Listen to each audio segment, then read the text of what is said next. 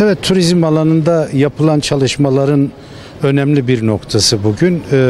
2018 yılından başlayıp 2019 yılına uzanan bir serüvenle, Güney Kore serüveniyle işe başladık. Türk Hava Yolları Adıyaman Şube Müdürlüğü, Seul Müdürlüğü ve Adıyaman İl Kültür Turizm Müdürlüğü olarak bir çalışma yaptık. Bu çalışmanın neticesinde ilk kez yurt dışından direkt Adıyaman Havalimanı'na ilk turist kafilesini Güney Kore'den indirmek nasip oldu. İşte bugün onları karşılıyoruz. Onun için geldik. O firmanın yetkilileriyle birlikte şu anda onları karşılıyoruz. 2019 yılı için 1680 yolculuk bir anlaşma yapıldı Türk Hava Yolları ile Interpark şirketi arasında Güney Kore'de.